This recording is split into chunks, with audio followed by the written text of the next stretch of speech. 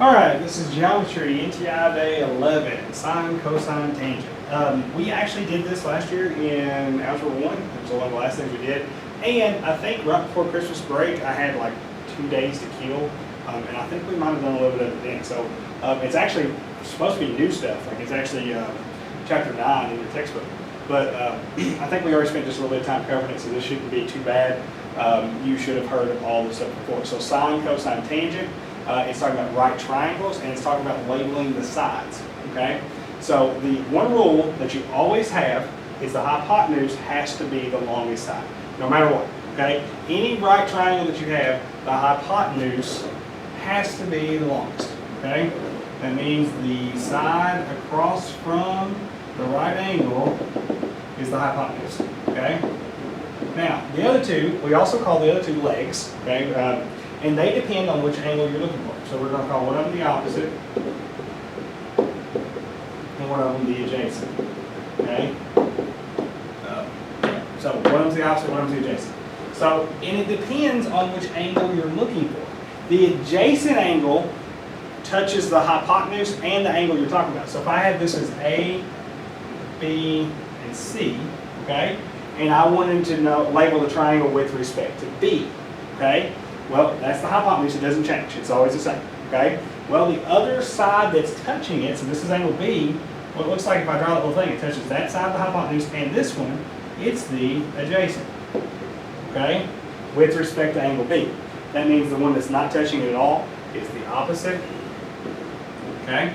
Now, that would all flip if I was looking at it from a different angle. If I'm looking at it from angle A, okay, if I said, label this with respect to angle A, well, it changes a little bit. This one right here becomes the adjacent, and this one here becomes the opposite. Because now this angle A is touching that one and the hypotenuse, and this one's on the opposite side. So it flips back and forth depending on which angle you're looking from. Okay? And you're always looking from those two angles and not the right angle. The right angle doesn't really matter as much. Okay? So going back here are the cosine, or here are the trig functions. Sine is opposite over hypotenuse, cosine is adjacent over hypotenuse, and tangent is opposite over adjacent. So for this NTI day 11, it's pretty easy. There's not a lot of math involved. You're just writing the trig functions with respect to those angles. So let's look at this example right here. I'm going to label this with respect, let's say I was using angle X, okay? And I want to find all three trig functions. So I'm going to find the sine, the cosine, and the tangent of angle X. Okay? It's not too bad. I'm going to label the whole triangle with respect to that angle. Okay? So if I did that, this is going to be my hypotenuse, no matter what. It doesn't change. Okay? This one's the one not touching X, so it's the opposite, and this is the adjacent. Okay? So if I look back up here, sine is opposite over hypotenuse. Well, the opposite number was 36.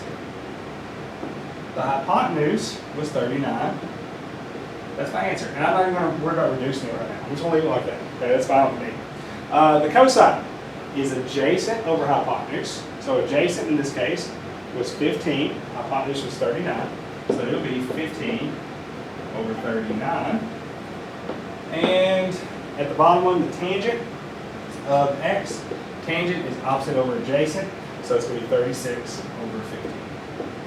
I don't know why it's switched. All right, but I think for your homework, it literally only asks you for one of those, and it tells you, like up here in the corner, it would say like cosine X, and you have to do it. Okay, you just got to do one. You don't have to do all three. I just went ahead and did all three of this.